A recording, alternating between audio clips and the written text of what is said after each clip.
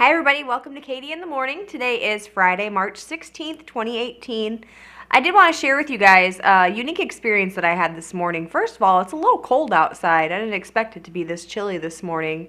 I suppose I shouldn't be complaining because I have several friends and relatives up in northern Iowa who have it a lot worse than I do down here in southern Missouri right now in mid-March. But I was sitting, this morning I was getting ready to get up and go to work, and I have several really large oak trees that you'll see is probably the most common tree down here in southern Missouri around my house. And I kept hearing this noise, and I was trying to get the boys ready, and I thought there was water, like it was raining outside. And so I cracked open the door, and I looked up, and there was just hundreds and hundreds of blackbirds just filling the oak trees. So I called the boys to the window. I have a 1.5-year-old and a 2.5-year-old, and I'm like, "Look at Bubby, look at the trees." And they're looking at it, and I said, "Hold on a second."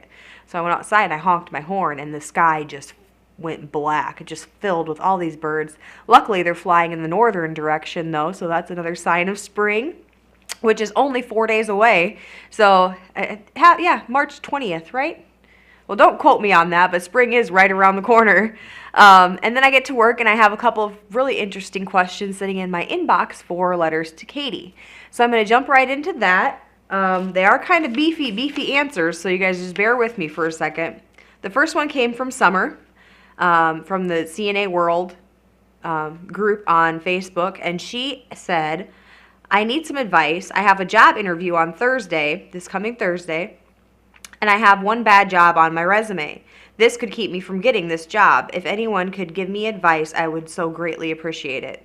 Well, first of all, Summer, kudos to you for having a resume. A lot of places don't require it, but it is definitely a professional tool that will help you get the job to begin with. The second thing that I would like to point out is when inquiring position calls one of your previous employers, they can't ask about your performance while you were there. They really can only ask if you worked there, the time that you worked there, and if you left in good standing. The second thing I would like to kind of comment on is when you build a resume, don't be afraid to kind of research those tools. If there's online templates that you can use to build a strong resume, definitely put out your more positive characteristics, leadership, professionalism, experience. Really build yourself up. If you walk into a facility and you're doing an interview, whether it's hospital, assisted living, long-term care, and you're ready to hand them that portfolio with your resume in it, they're going to be impressed right off the bat, whether they ask for it or not. If you have everything ready to go and everything that they need to know about you is in that folder, you're saving them a lot of time and a lot of effort by doing your references and that sort of thing, because a lot of the things they're going to build off of is what you have portrayed yourself. The third thing, and specifically to your question, like I said, I have I have three young kids in my house, a 2-year-old, a 1-year-old, and a 14-week-old. So Disney is definitely a presence in our house all the time. And the best advice I had ever heard in my life came from Rafiki from The Lion King. And you may know him as the baboon with the staff. And when he's talking to Simba, he says, the past can hurt. You can either run from it or you can learn from it. And if you have a bad kind of a smudge on your resume, make sure that you own up to it. Not all of us have good experiences with everywhere that we work. And by showing them that you learned from that experience and grew from it rather than trying to hide it, it's more of a positive reflection on you, especially if you can tell them how you learned from that experience. Don't try to hide it. Be upfront and honest about it. Kind of explain the situation, what had happened, if they ask. If they don't ask, it's kind of a don't ask, don't tell type of situation. So make sure that you're putting references on there that are going to reflect you positively in every aspect of your working career. And another thing, when you go to fill out an application or a resume, make sure that you have a backup number on there just in case something happens with your phone and it's disconnected. It is so unprofessional for a facility or an employer, period, to try and contact you for an interview and they're unable to get a hold of you. We do have one more question, and we'll address that one when we come back right after this break.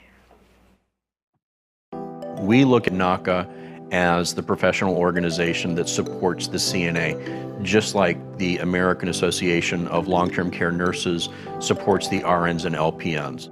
As a state executive, I can tell you that the energy and the empowerment that this organization has given to our state has truly enhanced the depth of membership and the work that we do as a state association. I am very, very proud of our connection and our partnership with the National Association of Healthcare Assistants. For more information, visit us online at nacacna.org or call 417-623-6049.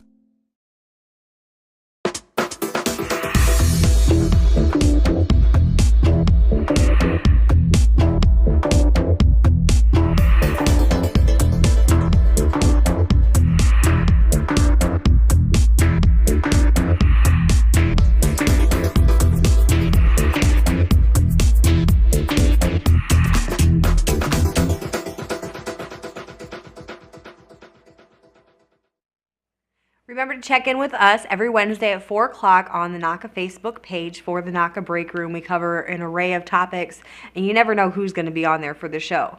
We're back with our questions or our letters to Katie. There is a couple more tips that I'd like to throw in there for summer before we move on to the second question. Not necessarily about your resume, but about your interview in general. When you show up for an interview, show up 5 to 10 minutes early and let them know that you're prompt and on time. That's something that they're going to expect from you while you're employed there. So you might as well go ahead and show them that you can be punctual at your interview.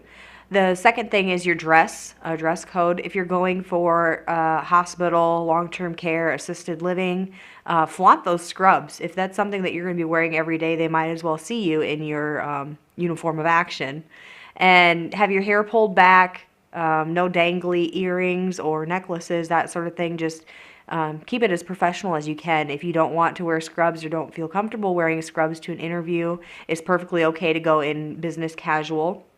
Just kind of avoid like the sweatpants, pajama look. It looks, in my personal opinion, it looks tacky when you're taking time out of your day and that person who's interviewing you is taking time out of their day to sit down and get to know you, make it worth their while from the minute that you walk into the door to the minute that you leave. So that's my advice for you, Summer. And we're going to go ahead and move on to our second question that was sitting in my inbox this morning, and that is from Kristen, and she says, I am thinking about applying for home hospice position, but I am wondering what the workload entails. What are the duties of a hospice aide? First of all, in my view, hospice aides are very, very gifted. They have a talent of caring for life at the end of life. The duties of a hospice CNA are, they're similar, but there's some very, very dramatic differences in the care that we give. When someone's at the end of life stages, the hydration drops, the nutrition drops. A lot of them end up bed bound. So those are some of the things that you really have to be trained for to watch for as a hospice aide. Hydration is the big one, not just intake orally, but also through absorption through their skin. Since the majority of them are bed bound, they're more prone to pressure ulcers and that sort of thing, especially the back of the heels and the bottom.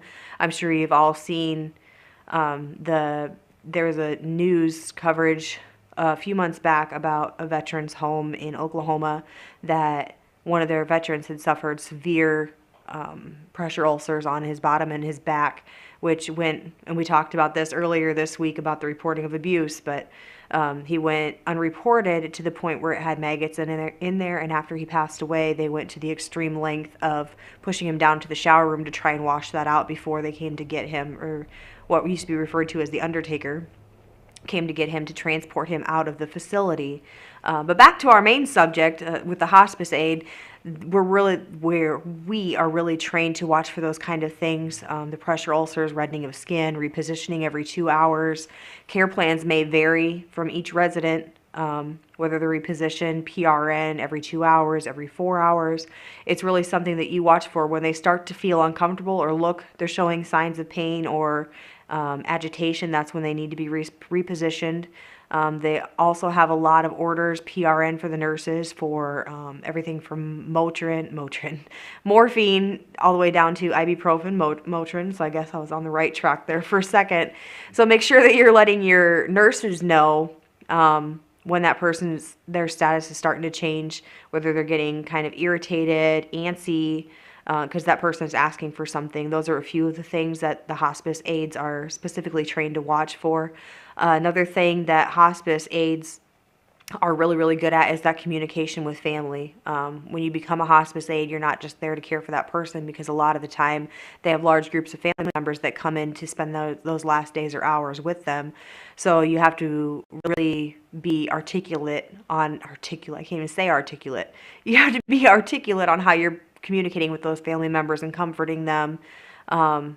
This is where HIPAA really, really comes into play. Hospice aides are trained not to give out information that they're not necessarily qualified for. That's where the nurses come in too. If residents, family members have questions as far as like medication and their care plans themselves, that's where the nurses really step in and kind of step up. But we are really the messenger between the family member and the communication between the family member and the nurses and the facility themselves. The main thing that we're there to be is somebody for them to turn to when their family member is starting to go through changes that they've never seen before. And that's where I said hospice aides are really gifted. This is the big area for that one. A lot of CNAs, especially new ones, don't know how to deal with that last stage of life. They've seen this person in several different conditions in the facility on a day-to-day basis. They could, in a matter of months, come in, walk in the door, completely independent. Something happens, they fall, maybe get a fracture, an infection, and it just takes the wind out of their sails, and you have to be able to deal with that change and help that person through that change as well. Some people become very, very aggressive towards end of life. Hospice aides are trained to deal with that too, kind of a redirection and comfort thing. So I definitely give my hat goes off to hospice aides who specifically work in that field and do nothing more than that field. It's a matter of heart.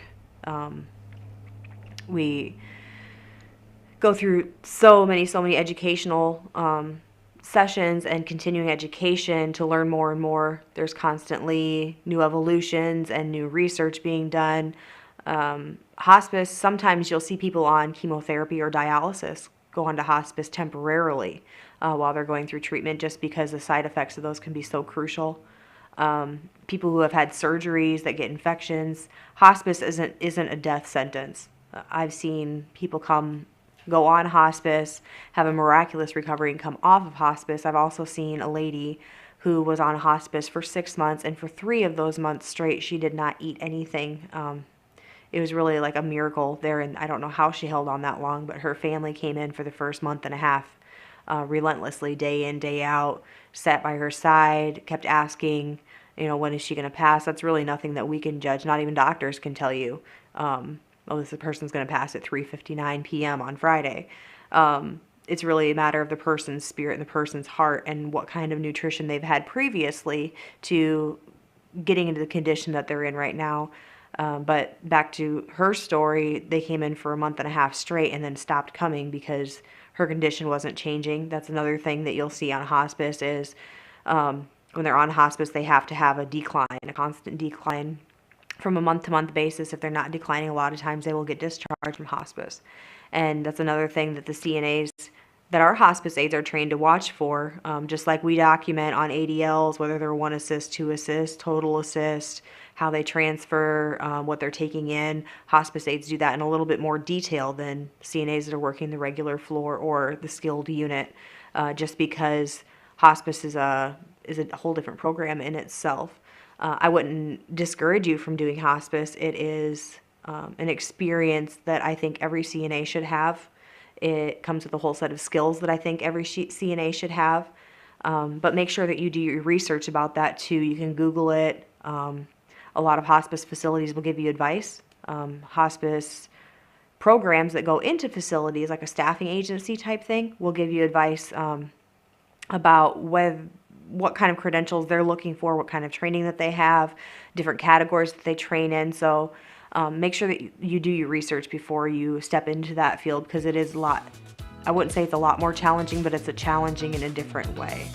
Well, I hope you guys enjoyed our show today, and we will see you right back here on Monday at 10 a.m.